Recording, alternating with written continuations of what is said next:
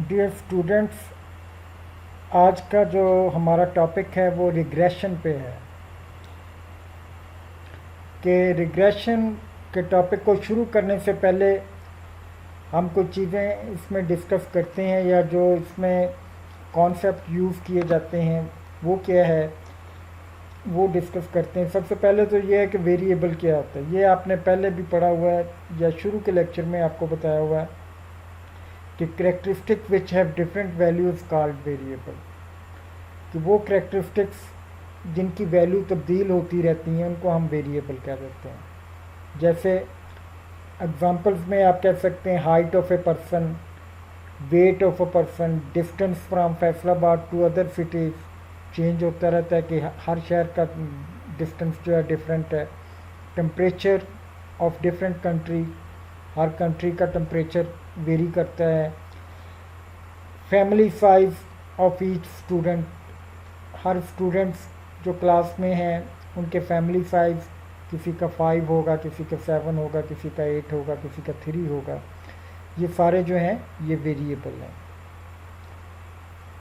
कि वो चीज़ें आपने पहले डिस्कस की हुई हैं कि क्वालिटेटिव कौन से होते हैं, क्वांटिटेटिव कौन से होते हैं, डिस्क्रीट कौन से होते हैं, कॉन्टिन्यूस कौन से होते हैं। यहाँ सिर्फ हमने वेरिएबल को यूज़ किया कि characteristic which have different values are called variable.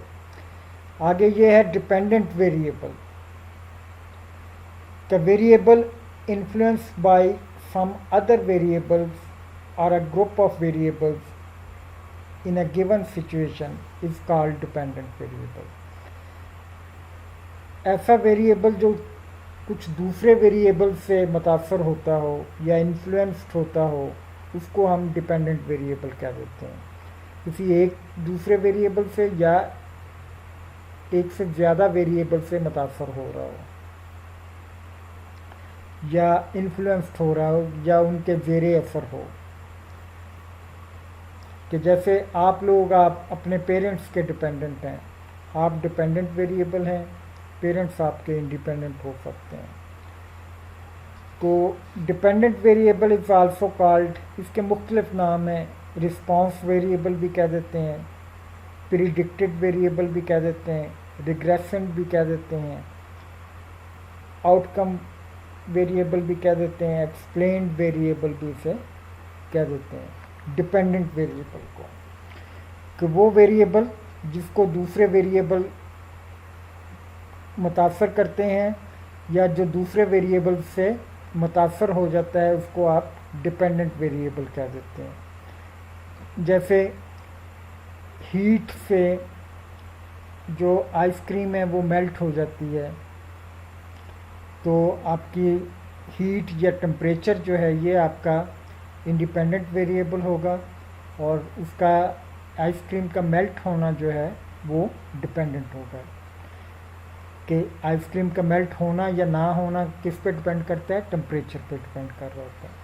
इसी तरह कुछ एग्जांपल्स हमने लिखी हैं कि एग्जांपल 1 है कि health is influenced bye exercise. आपकी जो सेहत है या हेल्थ है वो आप एक्सरसाइज से मुतासर होती है या एक्सरसाइज उस पर असरअंदाज होती है। इसका मतलब कि हेल्थ डिपेंड करती है एक्सरसाइज पे। अगर आप अच्छी एक्सरसाइज करते हैं तो आपकी हेल्थ अच्छी होगी। अगर आप एक्सरसाइज नहीं करते प्रॉपरली तो हो सकता है कि आपकी हेल्थ जो है ज़्यादा बेहतर ना हो। Hair health is a dependent variable and exercise is independent variable. कि growth of a child is influenced by diet.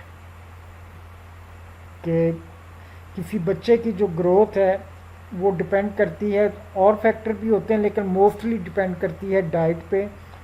कि बच्चे को अच्छी डाइट मिलेगी तो उसकी ग्रोथ ज़्यादा बेहतर होगी, अगर डाइट अच्छी नहीं होगी तो उसकी ग्रोथ जो है वो बेहतर नहीं होगी।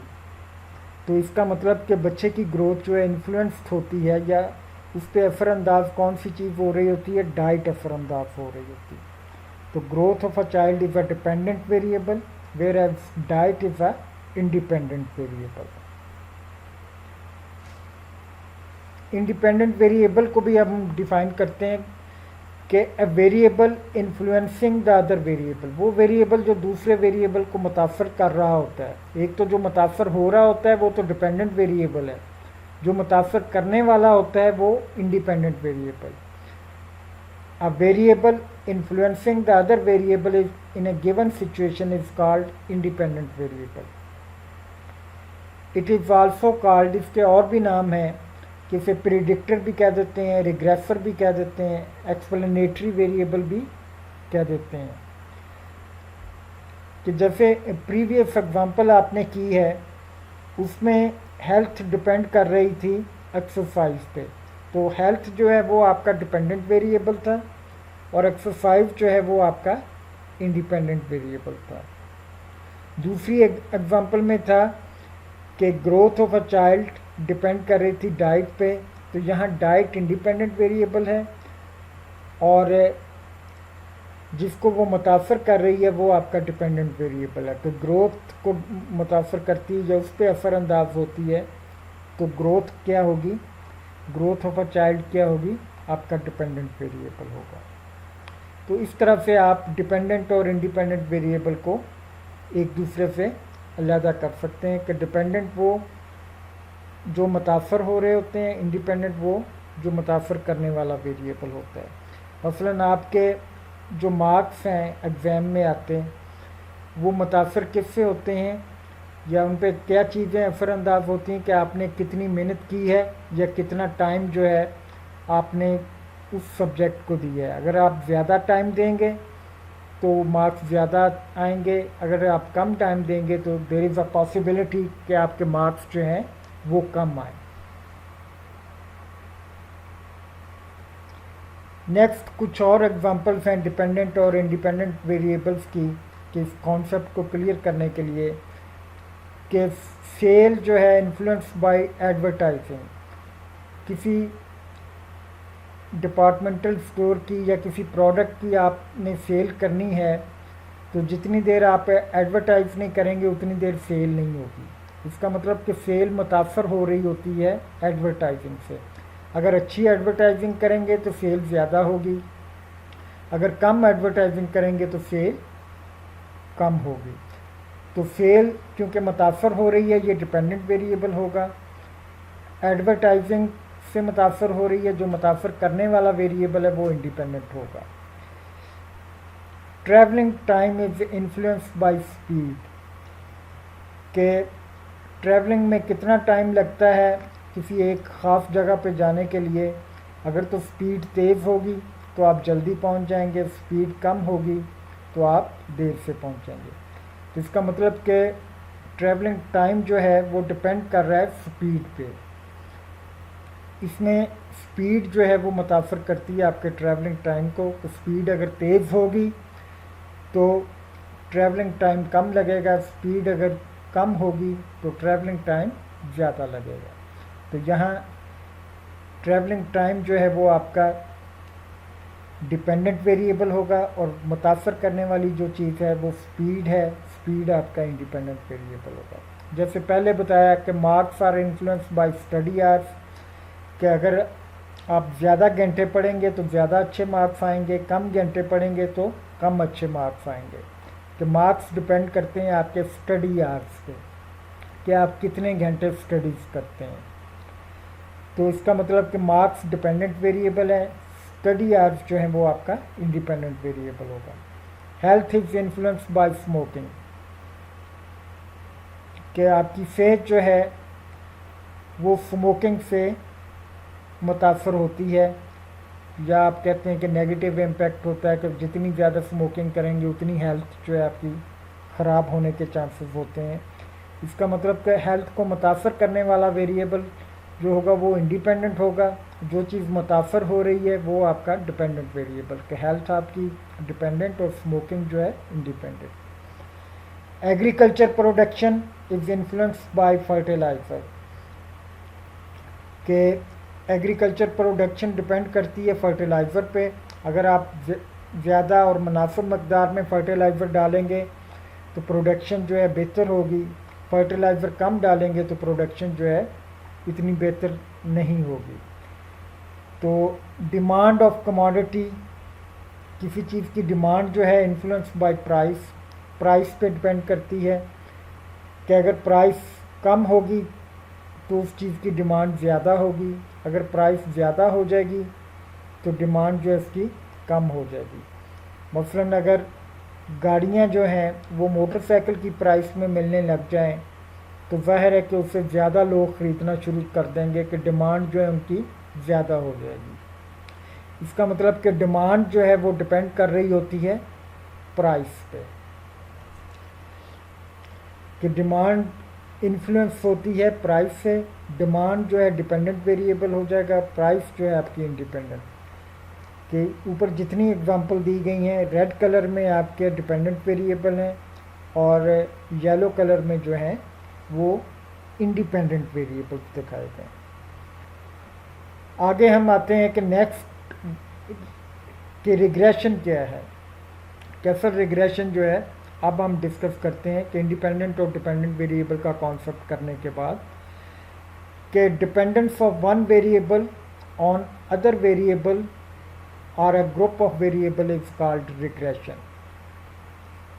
एक वेरिएबल का दूसरे वेरिएबल पे डिपेंड करने का जो प्रोसेस है उसको हम रिग्रेशन का नाम दे देते हैं, या फिर जो उसका डिपेंड करना जो है उसको हम रिग्रेशन का नाम दे देते हैं। एक वेरिएबल का दूसरे वेरिएबल पे डिपेंड करना या एक वेरिएबल का एक से ज़्यादा वेरिएबल्स पे डिपेंड करना।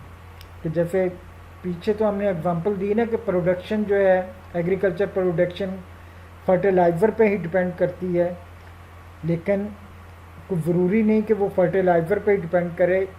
फर्टिलाइज़र के अलावा और भी चीज़ें हो सकती हैं जिन पे आपकी प्रोडक्शन डिपेंड करती है। मसलन के fertiliser plus good quality of seed, के बीज अच्छी नस्ल का डाला जाए, प्रॉपर वाटर के पानी इसमें दिया जाए। इसके अलावा और भी वेरिएबल हो सकते हैं। तो प्रोडक्शन जो है एक वेरिएबल पे डिपेंड कर रही हो सिर्फ खाद पे, या खाद के अलावा और भी वेरिएबल्स पे डिपेंड कर रही हो, कि उसका डिपेंड करना जो है वो आपका रिग्रेशन कहलाता है। या एक और डेफिनेशन भी है इसकी, it is relationship of one dependent variable with one और मोर इंडिपेंडेंट वेरिएबल। एक डिपेंडेंट वेरिएबल का एक या एक से ज़्यादा इंडिपेंडेंट वेरिएबल के साथ जो रिलेशन बनता है उसको हम रिग्रेशन कह देते हैं। अब ये है कि सिंपल रिग्रेशन कौन सी होती है, कि regression between one independent and one dependent variable is called simple regression. दो वेरिएबल्स के दरमियान अगर रिग्रेशन होगी जिसमें एक इंडिपेंडेंट होगा एक डिपेंडेंट होगा तो वो सिंपल रिग्रेशन कहलाएगी। कि अगर दो से ज़्यादा वेरिएबल पे डिपेंड कर रही होगी तो वो मल्टीपल रिग्रेशन। कि regression between one dependent and more than one independent variable is called multiple regression. कि जैसे हम बात कर रहे थे एग्रीकल्चर प्रोडक्शन की, तो वो हो सकता है डिपेंड करती हो फर्टिलाइज़र पे, सीड पे, क्वालिटी ऑफ सीड पे, और या प्रॉपर वाटरिंग पे, प्रॉपर मेंटेनेंस पे। इसके अलावा और भी वेरिएबल्स पे डिपेंड कर रही हो। तो अगर वो सारे वेरिएबल्स को आप अपने मॉडल में लाएंगे तो वो मल्टीपल रिग्रेशन होगी। अगर सिर्फ एक ही वेरिएबल आप उसमें इंडिपेंडेंट रखेंगे तो वो सिंपल रिग्रेशन होगी। ये था कि रिग्रेशन क्या है, सिंपल रिग्रेशन क्या है और मल्टीपल रिग्रेशन क्या है। Simple linear regression model for population. कि रिग्रेशन मॉडल जो है वो कैसे बनता है, कि मॉडल से मुराद आप ये लेते हैं कि एक आपकी जो वैल्यू आती है डिपेंडेंट वेरिएबल की, उसमें कौन कौन से फैक्टर होते हैं। क्योंकि सिंपल रिग्रेशन की हम बात कर रहे हैं तो सिंपल रिग्रेशन में आपको पता है एक इंडिपेंडेंट और एक डिपेंडेंट वेरिएबल होता है। तो y जो है आपकी डिपेंडेंट वेरिएबल को शो कर रही है, x जो है वो आपके इंडिपेंडेंट वेरिएबल को शो कर रही है। y is equal to alpha plus beta x plus epsilon. के इस नोटेशन को आप एप्सिलॉन कहते हैं।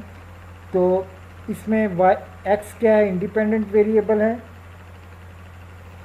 y जो है डिपेंडेंट वेरिएबल है, अल्फ़ा जो है y इंटरसेप्ट है, बीटा जो है रिग्रेशन कोएफिशिएंट है या स्लोप ऑफ द लाइन आप कह देते हैं इसको, और एप्सिलॉन ई जो है, या ई कह लें या एप्सिलॉन कह लें, कि ये एरर को रिप्रेजेंट कर रही होती है।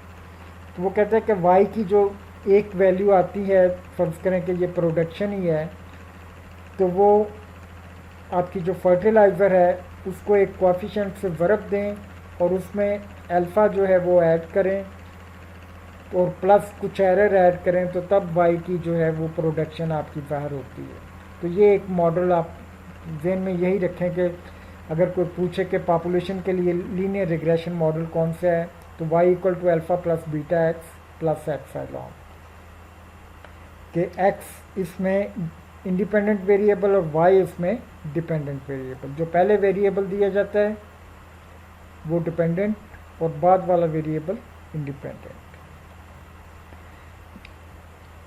पहला मॉडल तो हमने पॉपुलेशन के लिए बनाया था, ये सैंपल के लिए भी हम ये मॉडल बनाते हैं। इसमें क्या है कि y इक्वल टू अल्फ़ा की जगह आप ए लिख देते हैं कि वो क्या है, अल्फ़ा का एस्टीमेट होता है ए। जैसे म्यू का एस्टीमेट एक्स बार आप बनाते हैं, या सिग्मा का एस्टीमेट एस बनाते हैं, सैंपल स्टैंडर्ड डेविएशन, और म्यू पॉपुलेशन की स्टैंडर्ड डेविएशन होती है और उसका एस्टीमेट हम सैंपल म्यू जो है पॉपुलेशन का मीन होता है और उसके मुकाबले में हम सैंपल में एक्स बार बनाते हैं। इसी तरह अल्फ़ा जो है पीछे मॉडल में आपने पॉपुलेशन के लिए इंटरसेप्ट यूज़ किया था, सैंपल के लिए उसे ए कह देंगे। बीटा आपने पॉपुलेशन में इस्तेमाल किया है स्लोप के लिए या रिग्रेशन कोएफिशिएंट के लिए। अगर ये सैंपल का मॉडल बनाएंगे तो इसमें बी से मुराद आप रिग्रेशन कोएफिशिएंट या स्लोप लेंगे सैंपल के लिए। ई जो है आपके एरर को शो कर रहा होगा, क्योंकि रिग्रेशन में जितने भी आप मॉडल बनाते हैं या फार्मूले बनाते हैं या इक्वेशंस बनाते हैं, ये एग्जैक्ट होल्ड नहीं करती। मोस्ट ऑफ देम जो है वो एग्जैक्ट होल्ड नहीं करती, कि जबकि मैथमेटिकल मॉडल जो होते हैं उनमें जो वैल्यूज़ होती हैं वो एग्जैक्टली होल्ड करती हैं। इसमें जो है थोड़ा सा एरर इनमें आ जाता है, तो वो एरर जो है वो हम ई की सूरत में या एप्सिलॉन की सूरत में वहाँ रख लेते हैं, क्योंकि बहुत से वेरिएबल ऐसे होते हैं कि फ़र्ज़ करें कि वो ह्यूमन बिहेवियर पे डिपेंड करते हैं। तो ह्यूमन बिहेवियर जो है वो टाइम टू टाइम जो है वो चेंज होता रहता है, पर्सन टू पर्सन जो है वो चेंज होता है, तो उनके लिए एग्जैक्ट वैल्यू आप नहीं निकाल सकते। जैसे फिज़िक्स के फार्मूले हैं या मैथ के फार्मूले हैं, उनमें आप एग्जैक्ट वैल्यू निकाल देते हैं। स्टैटिस्टिकल प्रोसीजर जो होते हैं उनमें जो मॉडल बनाए जाते हैं उनमें एरर टर्म की गुंजाइश जो है वो रखी जाती है। आगे है रिग्रेशन एनालिसिस। क्या होता है कि it is a technique of set of procedure, technique और set of procedure to assess the strength of relationship of dependent variable with one or more than one independent variable। Regression analysis में हम क्या करते हैं कि relationship जो दो variable के दरमियान है उसको असेस करते हैं कि कितना रिलेशनशिप है वेरिएबल्स का आपस में, उसकी स्ट्रेंथ क्या है, कि ज़्यादा रिलेशनशिप है या वीक रिलेशनशिप है। इस चीज़ को आप टेस्ट करते हैं रिग्रेशन एनालिसिस में, कि वेरिएबल्स के दरमियान जो है को कनेक्ट करने वाला फार्मूला जो है वो डेवलप किया जाता है, या रिलेशनशिप बनाने वाली कोई इक्वेशन या मॉडल जो है वो डेवलप किया जाता है रिग्रेशन एनालिसिस में। आगे है रिग्रेशन कोएफिशिएंट।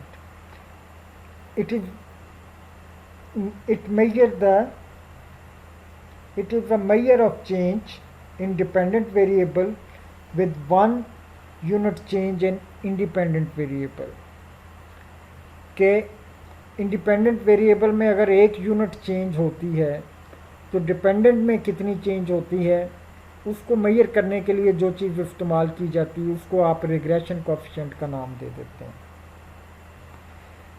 कि मसलन ये है कि अगर आप 1 घंटा ज़्यादा पढ़ते हैं तो 1 घंटा ज़्यादा पढ़ने से मुराद ये है कि इंडिपेंडेंट वेरिएबल में 1 यूनिट आप इंक्रीज़ करते हैं तो आपके मार्क्स में कितना इजाफा होता है, वो आपको जो चीज़ बताती है उसको आप रिग्रेशन कोएफिशिएंट कह देते हैं। कि it is measure the change in dependent variable with 1 unit change in independent variable.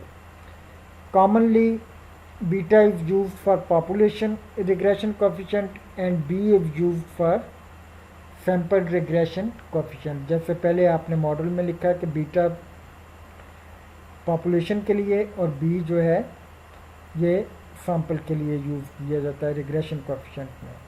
Regression equation क्या होती है? In regression analysis dependent variable is connected with one or more independent variables with the help of equation called regression equation. Dependent variable को आप independent variable के साथ connect करते हैं किसी equation के जरिए या किसी फार्मूले या तरीके के जरिए। वो जो equation आप बनाते हैं उसको आप regression equation या regression model का नाम दे देते। नेक्स्ट है estimated regression equation y on x। y on x से मुराद हम लेते हैं कि y is depending on x, कि y डिपेंड कर रहा है x वेरिएबल पे, y डिपेंडेंट वेरिएबल है और x आपका इंडिपेंडेंट वेरिएबल है। तो इसके लिए इक्वेशन क्या बनती है? y equal to a plus b x और b के साथ छोटा सा सब्सक्रिप्ट में हम लिख देते हैं y on x या yx लिख देते हैं कि y डिपेंडेंट है और बाद वाला वेरिएबल जो है वो इंडिपेंडेंट होता है। y on x, ये याद रखें कि बाद वाला इंडिपेंडेंट और पहले वाला डिपेंडेंट। इसके लिए जो b y on x के फार्मूले लहजा आपको दिए हुए हैं कि बहुत से फार्मूले हैं जिनमें से 3 फार्मूले मैंने लिखे हैं। सिंपल फार्मूला, अगर मीन आपके पास होल नंबर में आ रहा हो तो पहले वाला फार्मूला सबसे बेस्ट है कि x माइनस एक्स बार करें, y माइनस वाई बार एक कॉलम बना लें, दोनों कॉलम्स को आपस में मल्टीप्लाई करके इनका सम कर लें। नीचे x माइनस एक्स बार आपने कॉलम बनाया था, कॉलम के अंदर हर वैल्यू का स्क्वायर ले लें तो उसका आप टोटल कर लें, ये डिनोमिनेटर में लिखते हैं। एक तो फार्मूला ये है।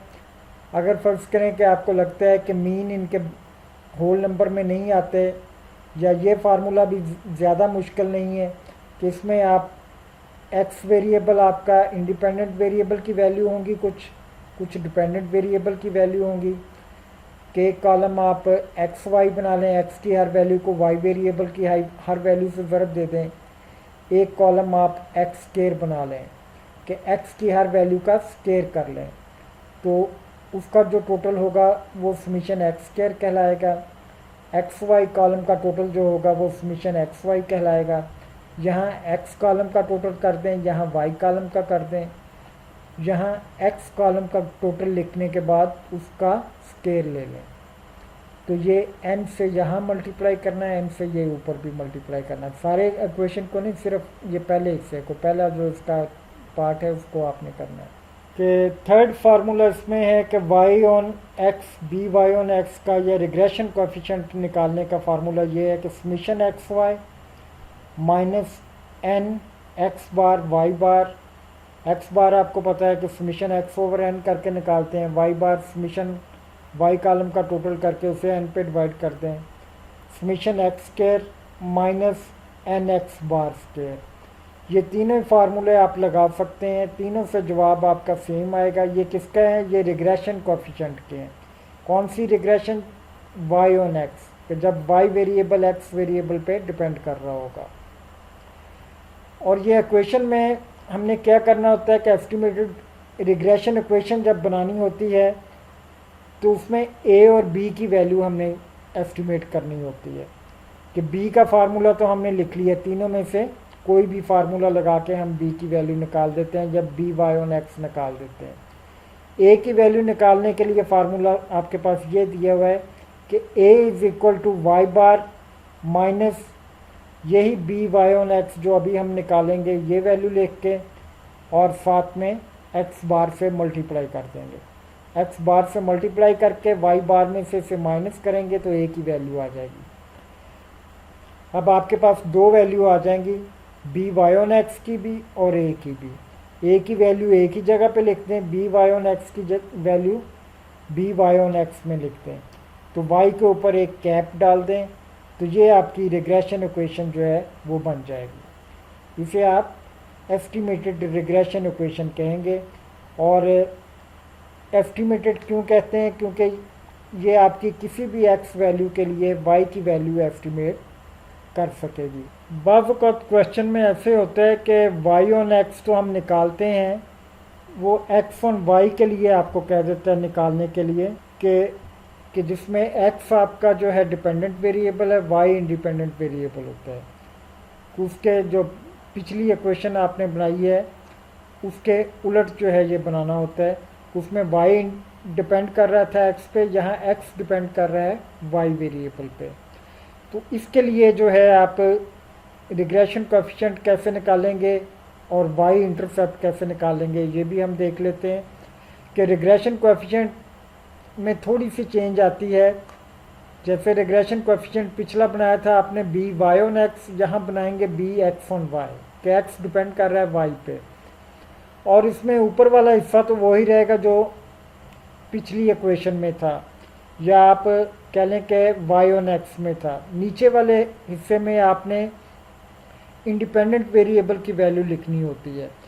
यहाँ नीचे इंडिपेंडेंट वेरिएबल, जैसे मैंने कहा कि बाद वाला वेरिएबल जो है वो इंडिपेंडेंट होता है, तो बाद वाला वेरिएबल यहाँ y है, तो यहाँ नीचे आपने y की वैल्यूज़ लिखनी है, y माइनस वाई हैट का स्क्वायर। यहाँ भी x की बजाय आपने y लिख देना है, यहाँ भी x की बजाय आपने y की वैल्यू लिख देनी है। और रिग्रेशन ये y इंटरसेप्ट बनाते वक्त आपने क्या करना है, जहाँ x बार लिखा हुआ था वहाँ y बार लिख दें, और जहाँ y बार लिखा हुआ था वहाँ x बार लिखते हैं। जहाँ b y ऑन x लिखा हुआ था यहाँ x ऑन y लिख देंगे। तो ये b एक्स वाई की वैल्यू निकाल लें, a की वैल्यू निकाल लें, तो इस इक्वेशन में आप दोनों वैल्यू पुट कर दें। a नॉट की जगह पे आप a नॉट की वैल्यू लिख दें जो यहाँ से कैलकुलेट करेंगे न्यूमेरिकली। जब आप कैलकुलेट करेंगे तो बी एक्स वाई की जगह पे बी एक्स वाई की वैल्यू यहाँ लिखते हैं, तो आपके पास जो है वो रिक्वायर्ड इक्वेशन जो है एक्स ऑन वाई बन जाएगी। तो इसमें एक्स डिपेंडेंट वेरिएबल होगा और वाई इंडिपेंडेंट वेरिएबल होगा। वाई में कोई भी वैल्यू पुट करके इसके साथ वर्ब देंगे, ए इसमें ऐड करेंगे, तो आपकी एक्स की वैल्यू जो है वो निकल आएगी, या एस्टिमेटेड वैल्यू ऑफ एक्स आपके पास आ जाएगी। नेक्स्ट है कि एक न्यूमेरिकल एग्जांपल हम देखते हैं। एग्जांपल ये है कि किसी के 5 आपके डिपार्टमेंटल स्टोर्स हैं, उनकी उन्होंने या कोई प्रोडक्ट्स हैं, उनके मुख्तलिफ फर्में हैं, उन्होंने अपनी कोई प्रोडक्ट सेल करने के लिए एडवर्टाइजिंग पे जो खर्च किया है वो डाटा आपके पास है, और उनकी जो सेल है वो आपके पास है। कि फ़र्ज़ करें कि 1 मिलियन जब वो एडवर्टाइजिंग पे खर्च करते हैं तो उनकी सेल जो है 5 मिलियन की होती है। जब 2 मिलियन खर्च करते हैं तो उनकी सेल जो है 8 मिलियन हो जाती है। 3 मिलियन खर्च करते हैं तो सेल 9 मिलियन की हो जाती है। 4 मिलियन खर्च करते हैं तो सेल 10 मिलियन की हो जाती है। इसी तरह 5 मिलियन खर्च करते हैं तो सेल 13 मिलियन हो जाती है। ये आपका 2 वेरिएबल हैं। आपको पता होना चाहिए कि सेल डिपेंड कर रही है एडवर्टाइजिंग एक्सपेंडिचर पे, कि सेल आपका डिपेंडेंट वेरिएबल है, इसको y कह दें। एडवर्टाइजिंग एक्सपेंडिचर इंडिपेंडेंट वेरिएबल है, इसको x कह दें। तो इनके दरमियान आपने निकालना क्या क्या है। पहली चीज़ तो ये है रिग्रेशन कोएफिशिएंट, जो पीछे आप पढ़ते हैं फार्मूले, उन तीनों में से कोई फार्मूला लगा के आप रिग्रेशन निकाल देंगे। दूसरा है वाई इंटरसेप्ट। वाई इंटरसेप्ट ए को कहते हैं, तो ए की वैल्यू आप निकाल देंगे। तीसरा है रिग्रेशन इक्वेशन। रिग्रेशन इक्वेशन जो है कि ए और बी की वैल्यू आप इक्वेशन में पुट कर देंगे एस्टिमेटेड रिग्रेशन इक्वेशन में, तो वो आपकी रिग्रेशन इक्वेशन बन जाएगी। Estimated value of y hat की तमाम एस्टिमेटेड वैल्यूज़ आपने निकालनी है कि पहले उसमें x की वैल्यू 1 पुट करके, फिर 2 पुट करके, 3, 4 एंड 5 पुट करके वो वैल्यू आपके पास एस्टिमेटेड आ जाएंगे। आगे वो कहते हैं कि हमने एक रिग्रेशन इक्वेशन बना ली जो एक मॉडल बन जाता है। आगे वो कहते हैं कि इस मॉडल के मुताबिक एस्टिमेट करें आप सेल कि जब अगर आपकी एडवर्टाइजिंग एक्सपेंडिचर जो है 8 मिलियन रुपीज़ हों, कि अगर 8 मिलियन रुपीज़ आप एडवर्टाइजिंग पे खर्च कर रहे हों तो आपकी सेल कितनी होगी, ये अब आपने खुद बताना है। पहले तो आपने डाटा इकट्ठा किया था, ये आपने एस्टिमेट करके बताना है जो मॉडल बनाया है उसकी मदद से। उस मॉडल में क्या करेंगे, आप एक्स की जगह पे वैल्यू 8 पुट कर देंगे। कैलकुलेशन के बाद जो है आपके पास जो वैल्यू आएगी वो एस्टिमेटेड सेल कहलाएगी। ये भी हम न्यूमेरिकली करेंगे। आगे वो कहते हैं सम ऑफ रेजिड्यूल निकालें। रेजिड्यूल क्या होता है कि वाई की जो असल वैल्यू है, जैसे ये वाली हैं, उनमें से वाई हैट की या एस्टिमेटेड वैल्यू जो निकालेंगे उनका जो फ़र्क होता है वाई की असल वैल्यू का, actual value of y and estimated value of y का, इनका डिफरेंस जो होता है उसे आप रेजिड्यूल कह देते हैं। तो सम ऑफ रेजिड्यूल जो होगा वो जितने डिफरेंस होंगे उनका सम कर लिया जाए तो सम ऑफ रेजिड्यूल आ जाएगा। और ये आप कैलकुलेशन जब करेंगे तो ये हमेशा ज़ीरो के बराबर आता है। ये आप चेक भी कर लेंगे कि वेरीफाई कर लेंगे कि वाकई ज़ीरो बनता है कि नहीं। बाज़ औक़ात होता है कि वैल्यूज़ थोड़ी सी पॉइंट्स में आगे पीछे हो सकती हैं लेकिन ज़ीरो के तकरीबन जो है वो बराबर होता है। आगे सम ऑफ स्क्वायर ऑफ रेजिड्यूल निकालेंगे। आगे स्टैंडर्ड एरर ऑफ एस्टिमेट निकालेंगे। ये क्वांटिटीज़ आपने निकालनी है और ये सारी चीज़ें जो हैं आपको समझाने के लिए बोर्ड पे मैं ये चीज़ें हल करूँगा कि इस एग्ज़ाम्पल को बोर्ड पे हल। तो स्टूडेंट्स एग्ज़ाम्पल का हम दूसरा हिस्सा करते हैं कि एग्ज़ाम्पल मैंने उधर लिखी थी लेक्चर का, हमारा ये दूसरा हिस्सा है कि रिग्रेशन हम कैसे निकालते हैं। तो एग्ज़ाम्पल में ये वैल्यूज़ थी कि एक्स की वैल्यूज़ आपके पास 1 2 3 4 5 थी और y की वैल्यू 5 8 9 10 एंड 13 थी। सबसे पहली चीज उसने ए पार्ट में कहा था आपको कि निकालें आप कि ये आपके पास एडवर्टाइजिंग एक्सपेंडिचर थे और y जो थी आपकी सेल को रिप्रेजेंट कर रही थी।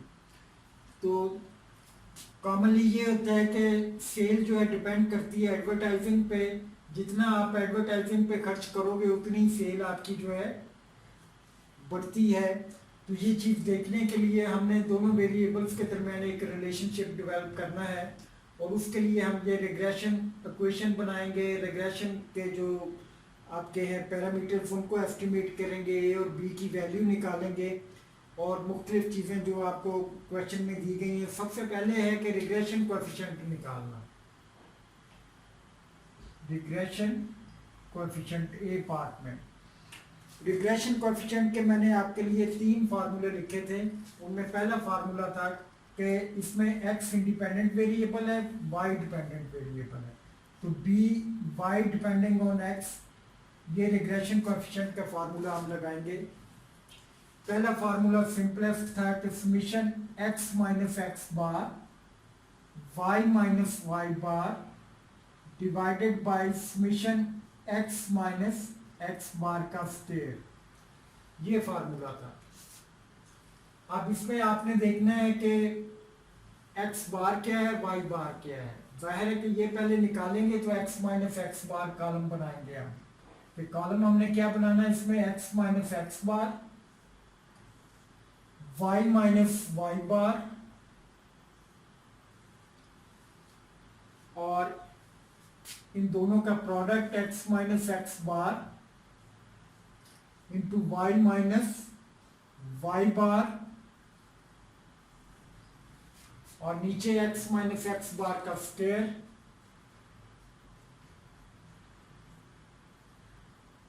और उसका समीशन हम करेंगे। ये कॉलम हमें बनाने पड़ेंगे। इसके लिए ये कॉलम बनाने के लिए जाहिर सबसे पहले आपको x बार और y बार की वैल्यू निकालनी पड़ेगी। x बार की वैल्यू जो है कि सपोज हम निकालते हैं,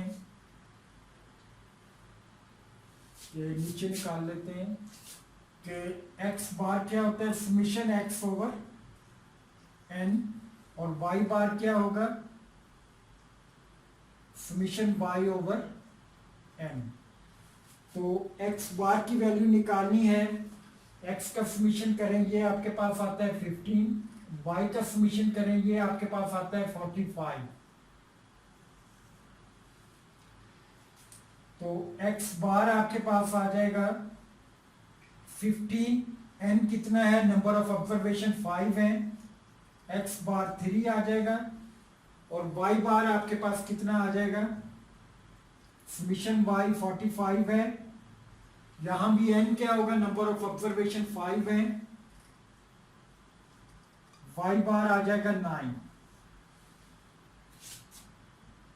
कि x बार और y बार की वैल्यू आपके पास आ गई। अब x में से x बार माइनस कर देनी है, y में से y बार माइनस कर देनी है। x बार जो है आपके पास 3 है, तो x की हर वैल्यू में से 3 माइनस करते जाना। 1 में से 3 माइनस करेंगे, जैसे मैं एक वैल्यू लिख देता हूं, 1 माइनस 3 इक्वल टू -2 आ जाएगा। नेक्स्ट जो है 2 माइनस 3 करेंगे तो -1 आ जाएगा, 3 माइनस 3 करेंगे 0 आ जाएगा, ये 1 आ जाएगा, ये 2 आ जाएगा। इनका टोटल हमें नहीं चाहिए, वैसे भी ये टोटल 0 के बराबर होता है, कि ये प्रॉपर्टी है मीन की, कि वैल्यूज को अगर उनके मीन से माइनस करके टोटल किया जाए तो वो हमेशा 0 होता है। इसी ये चेक कर सकते हैं आप कि आपने कैलकुलेशन सही की है या गलत की है। आगे y माइनस y बार आपने निकालना है, तो y की हर वैल्यू में से y बार माइनस करेंगे, y बार कितना है 9 माइनस करेंगे, ये माइनस का 4 आ जाएगा। 8 में से 9 माइनस करेंगे तो माइनस का 1 आ जाएगा। 9 में से 9 माइनस करेंगे 0 आ जाएगा। इसी तरह नेक्स्ट जो है 1 आ जाएगा, और 13 में से 9 माइनस करेंगे तो ये 4 आ जाएगा। इनका भी टोटल करें तो ये 0 के बराबर बनता है, कि माइनस की वैल्यू और प्लस की वैल्यू आपस में कट जाती है, ये भी 0, ये भी 0। आगे आपको चाहिए x minus x bar into Y minus y बार, दोनों को वर्ग देने के बाद आपने समीशन करना है, क्योंकि अगर इन्हें अलग-अलग कर लिया जाए, यहाँ भी 0 आ जाएगा, यहाँ भी 0 आ जाएगा, और जितने भी आप क्वेश्चन इस फार्मूले से करेंगे सबका जवाब 0 ही आता जाएगा। लेकिन हमने क्या करना होता है कि x माइनस एक्स बार और y माइनस वाई बार की हर वैल्यू को वर्ग देना है पहले, फिर बाद में इनको ऐड करना है। मसलन ये वैल्यू थी आपकी 2 को 4 से वर्ग दें, 8 आ जाएगा, दोनों माइनस की हैं तो प्लस हो जाएगा इनका, जब स्केयर करेंगे minus multiplied by minus plus के बराबर आ जाती है। -1 एंड 1, ये 1 आ जाएगा, ये 0 आ जाएगा, ये 1 आ जाएगा, ये 8 आ जाएगा। तो टोटल आपके पास x माइनस एक्स बार का टोटल 1.18 आ जाएगा। आगे जो है आपने x माइनस एक्स बार का स्केयर लेना है, ये भी इसी तरह से x माइनस एक्स बार कॉलम की हर वैल्यू को आप स्केयर लेते जाएंगे। x माइनस एक्स बार की हर वैल्यू का आप स्केयर लेते जाएंगे। 2 का स्केयर लें 4, 1 का स्केयर लें 1, 0 का स्केयर 0, 1, और ये 2 का स्केयर 4 आ जाएगा। ये टोटल 10 हो गया। ये summation x minus x bar y minus y बार आ गया है, ये summation x minus x bar का स्केयर आ गया। तो फार्मूले में आप पुट कर देंगे तो आपके पास by ऑन x या रिग्रेशन कोएफिशिएंट जो है वो आ जाएगा। दोबारा हम लिख लेते हैं इसको, ये वैल्यूज जो है आपके पास कि a पार्ट के लिए कि x बार आपके पास 3 था, y बार आपके पास 9 था, और by ऑन x आप निकालना चाहते हैं। उसमें फार्मूला था आपके पास summation x minus x bar y minus y bar over summation x minus x bar का square. Summation x minus x bar y minus y bar का टोटल अगर करें तो ये आपके पास 18 आता है, इसकी जगह आप 18 लिख देंगे। x माइनस एक्स बार का स्केयर का टोटल जो है ये समीशन कहलाएगा, ये 10 आता है, तो आपके ये वैल्यू जो है 1.8 आ जाएगी। ये तो एक फार्मूला है regression coefficient by on x निकालने का। इसके अलावा भी फार्मूले हैं, बाद सिचुएशन में आप दूसरे फार्मूले भी इस्तेमाल कर सकते हैं। फर्ज करें कि हम दूसरा फार्मूला जो है वो इस्तेमाल करना चाहते हैं या दूसरे फार्मूले से क्वेश्चन को हल करना चाहते हैं बी वाई ऑन एक्स के लिए, लेकिन क्वेश्चन में आपने कोई सा एक फार्मूला यूज करना होता है जब तक उसने फार्मूले के मतलब बताया ना हो कि ये फार्मूला इस्तेमाल किया जाए, या उसके मतलब जो है इंफॉर्मेशन आपको गिवन ना हो कि आपको इस तरह की वैल्यूज दी हुई हैं, तो तब तो जाहिर है कि आप यही फार्मूला लगाएंगे, डाटा नहीं दिया हुआ तो। जब डाटा दिया गया होगा तो कोई सा भी आप फार्मूला लगा सकते हैं। दूसरा फार्मूला हम देखते हैं ए पार्ट के लिए, उसमें ये सारे कॉलम आपको नहीं बनाने पड़ते, x minus x bar, Y minus y बार। उसके लिए जो कॉलम है उसका फार्मूला आपके पास है n summation x Y minus summation x summation y n summation x square minus summation x whole square. अब इस फार्मूले की रूप से आपके पास जो है एक कॉलम एक्स वाई का होना चाहिए, ये वाला एक्स वाई जो है, और एक कॉलम समीशन एक्स का ये हमारे पास है, समीशन वाई जो है ये हमारे पास है। एक एन एक्स स्क्वायर का कॉलम होना चाहिए, एक्स स्क्वायर का कॉलम, ये दो कॉलम बनाने पड़ेंगे। तो इन कॉलम से एक्स वाई से मुराद क्या है कि एक्स की हर वैल्यू को वाई की हर वैल्यू से ज़रब देनी है, एक्स की हर वैल्यू को वाई की हर वैल्यू से आपने ज़रब देनी है। तो एक्स वाई कॉलम में आपके पास जो वैल्यू आएंगी 5 आ जाएगी, 16 आ जाएगी, 27 आ जाएगी, 9 इंटू 3, 10 इंटू 4 40 आ जाएगी, और नेक्स्ट डे 65 आ जाएगी। इन वैल्यूज का जब आप टोटल करेंगे तो ये 439 बनेगा, 439। आगे आपको चाहिए summation x square. Summation x square के लिए एक्स कॉलम की हर वैल्यू का स्क्वायर करते जाएं, 1 का स्क्वायर 1, 2 का स्क्वायर 4, 3 का स्क्वायर 9, 4 का स्क्वायर 16। स्क्वायर क्या होता है कि उस वैल्यू को उसी वैल्यू से दोबारा ज़रब दे देते हैं, 4 को 4 से ज़रब दें 16 आ जाएगा, 5 को 5 से ज़रब दें तो 25 बन जाएगा, ये आपके पास आ जाता है 55। अब इन दो कॉलम से दो ये वाले कॉलम और दो ये वाले कॉलम आप वैल्यू पुट कर देंगे तो आपके पास जो है बी वाई ऑन एक्स बन जाएगा। कि देखें कि n की जगह पे number of observation 1 2 3 4 5, number of pairs आप देख लें कि पेयर्स कितने हैं एक्स और वाई में, 1 2 3 4 5। तो n की जगह पे 5, एक्स वाई की जगह पे समीशन एक्स वाई की जगह पे समीशन एक्स वाई का टोटल 439, समीशन एक्स कितना है 15, और समीशन y कितना है आपके पास 45।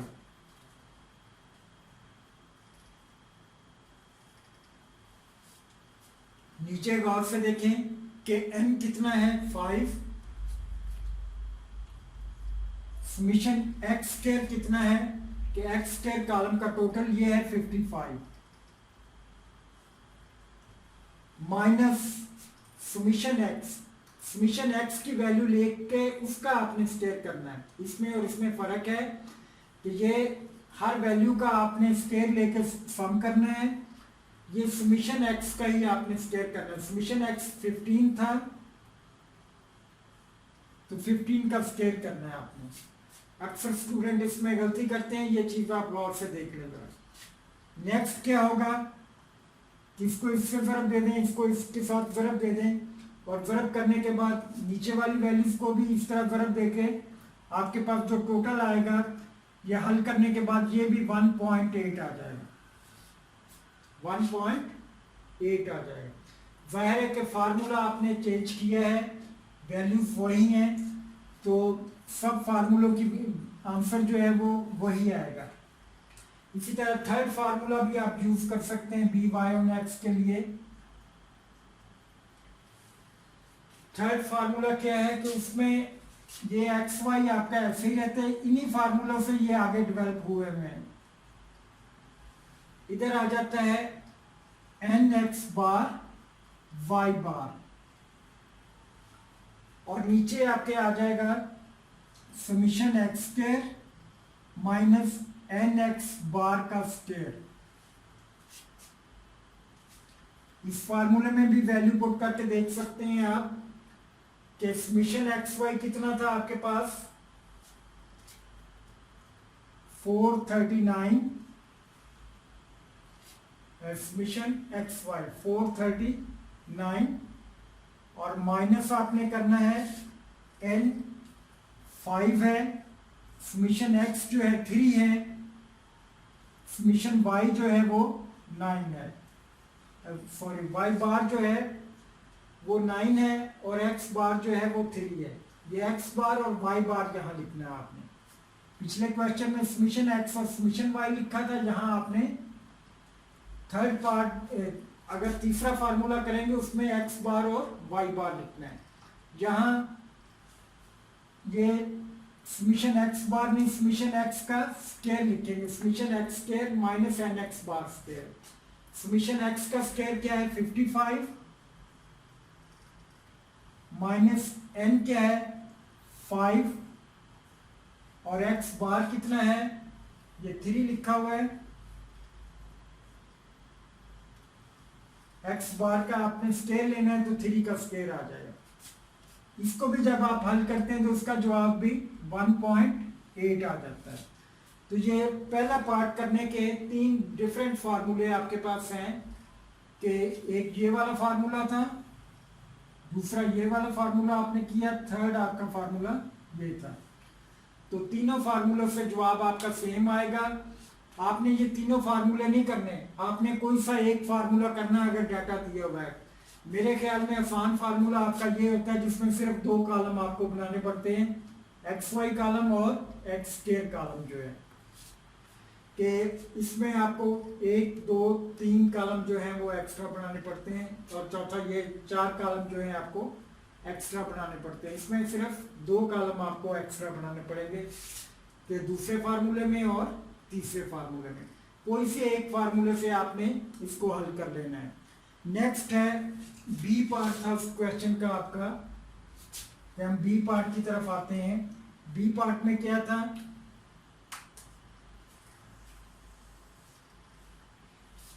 कि आपने ए की वैल्यू निकालनी थी।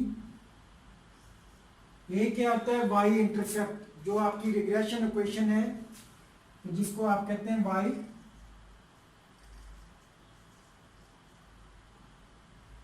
तो इसका भी फार्मूला हमने लिखा हुआ है कि ये होता है y bar minus b y on x into x bar.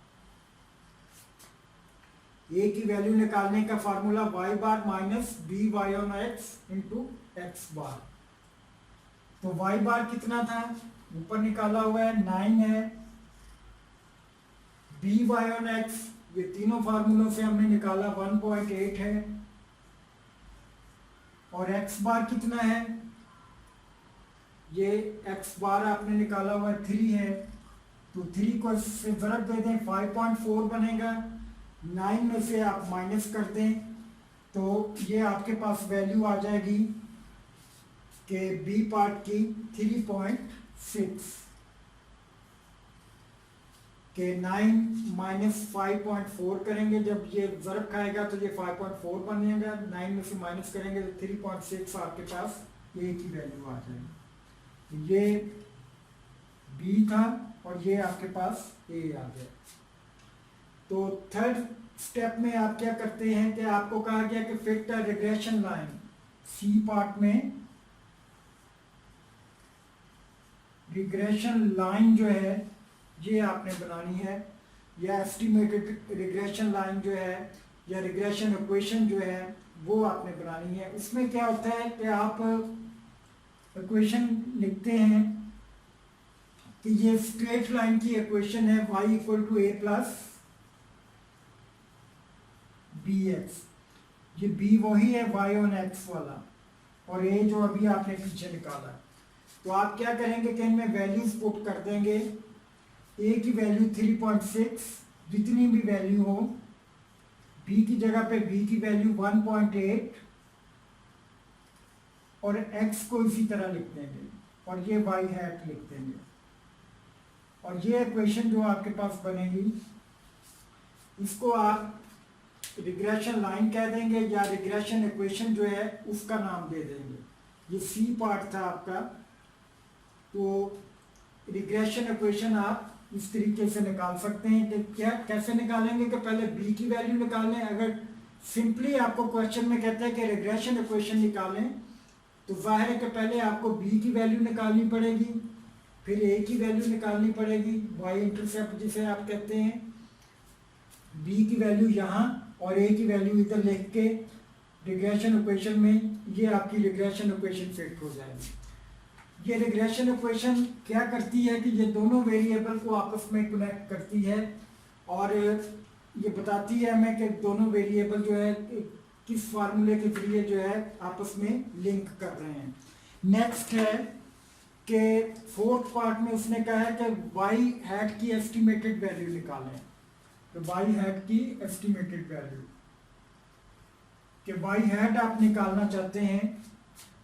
Estimated value of y hat कैसे निकालेंगे कि ये जो आपकी वाई की ओरिजिनल वैल्यू है, अब हम एस्टिमेटेड वैल्यू ऑफ वाई देखना चाहते हैं।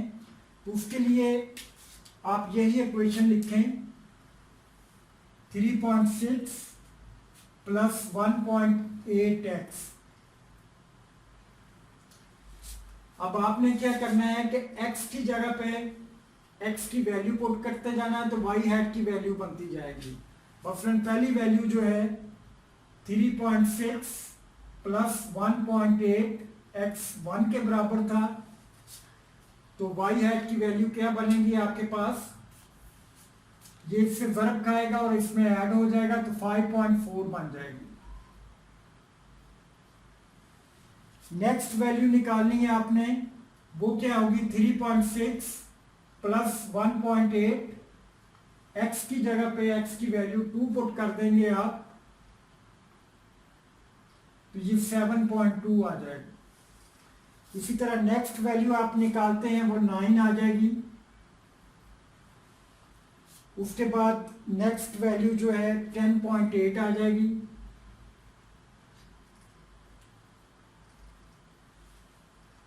उससे नेक्स्ट वैल्यू जो है आपके पास 12.6 आ जाएगी। ये 5 वैल्यू जो आपने निकालनी है, हर y के लिए एक एक वैल्यू एस्टिमेटेड वैल्यू आ जाएगी। इसको आप y हैट कह देंगे। ये y हैट की वैल्यू आपके पास आ जाएगी। कि इंटरेस्टिंग बात ये है कि इसका भी जब आप टोटल करेंगे तो ये y के टोटल के बराबर आएगा। 45 ही इसका टोटल तकरीबन बनना चाहिए। पॉइंट्स में कहीं फर्क आ सकता है, अदरवाइज ये 45 ही टोटल होगा। तो ये है एस्टिमेटेड वैल्यू ऑफ y। या आपका डी पार्ट जो है क्वेश्चन का वो हल हो जाएगा। ये अगर क्वेश्चन में पूछा जाए तो आपने निकालनी होती है। आगे है वो कहता है कि क्वेश्चन में सम ऑफ रेजिडुअल निकालें।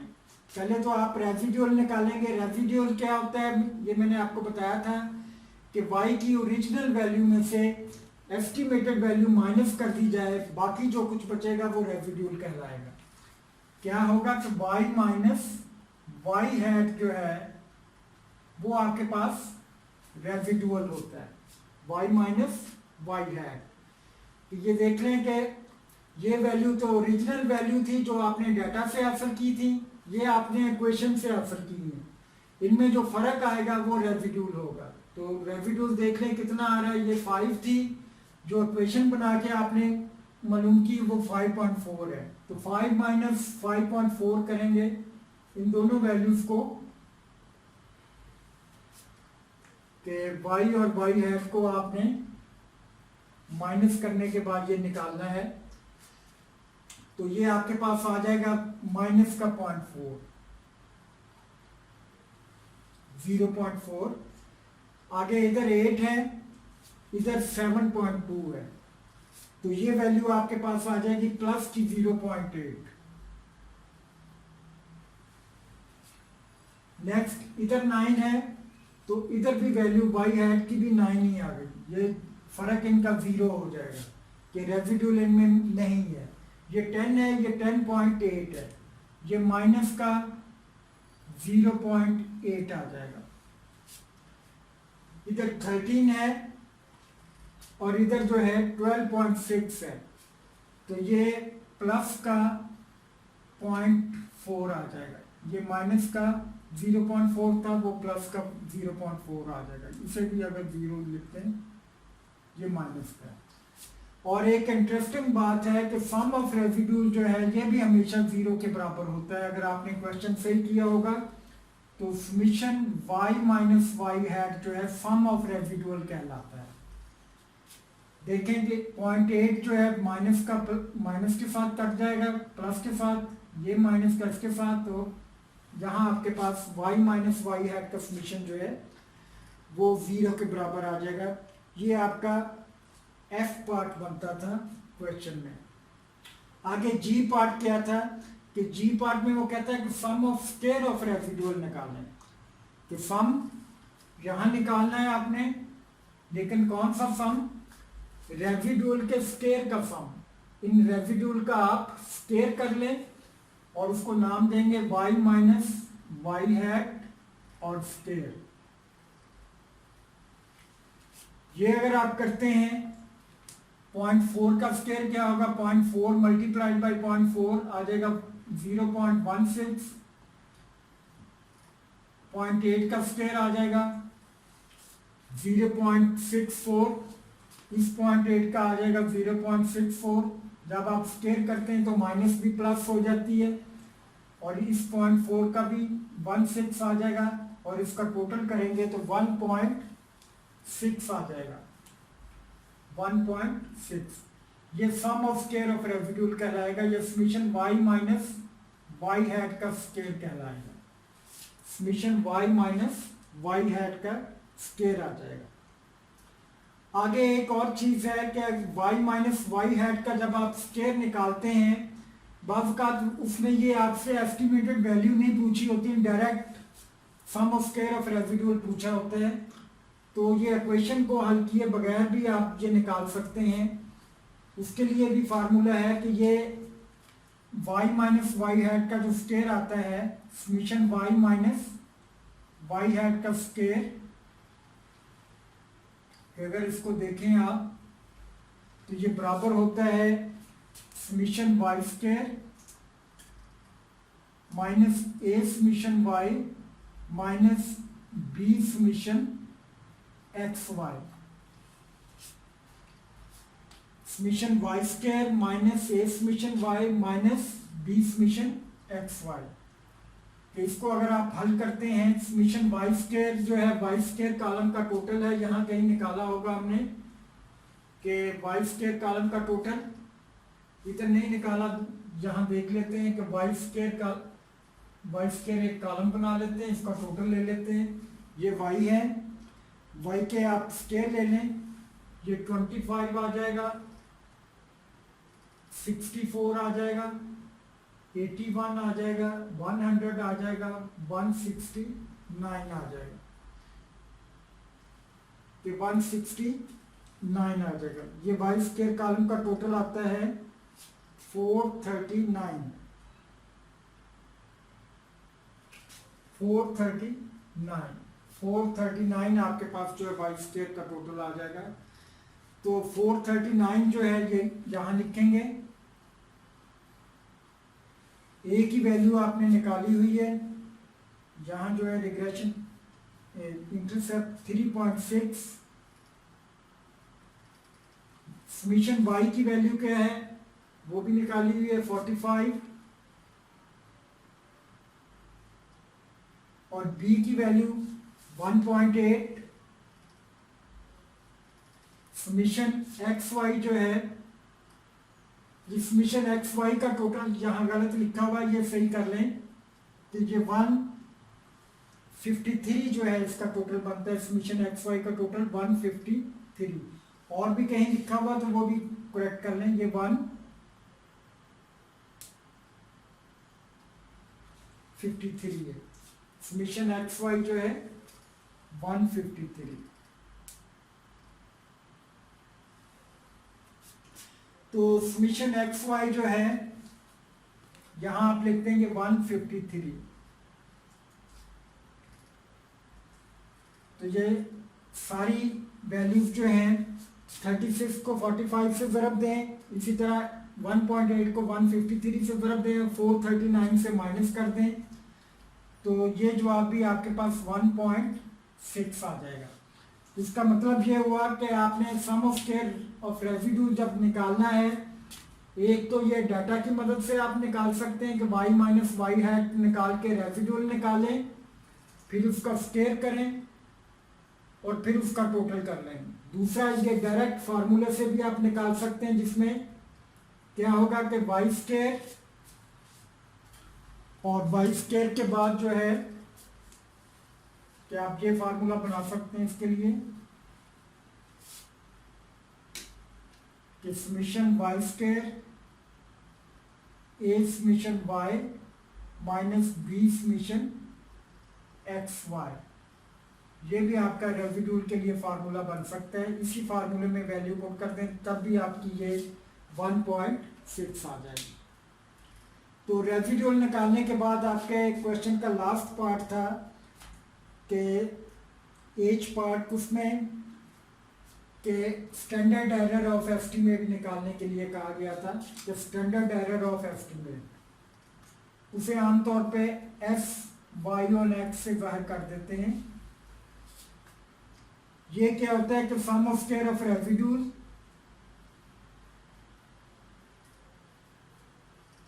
ओवर n माइनस 2 आप कर लें कि 2 क्या होते हैं, क्योंकि पैरामीटर आपके 2 थे, अल्फा और बीटा के पैरामीटर के अल्फा से आपने ए बनाया था, बीटा से बी बनाया था, इसलिए जितने पैरामीटर्स होते हैं उतने उसमें से माइनस करने पड़ते हैं।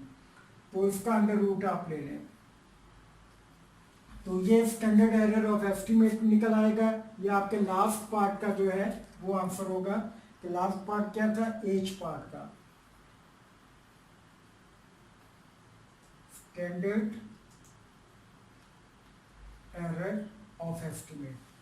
तो समीशन वाई है, वाई माइनस वाई हैट का स्क्वायर आपने अभी निकाला है 1.6 है, एन नंबर ऑफ ऑब्जर्वेशन 5 थी, -2 करें तो 3 रह जाता है,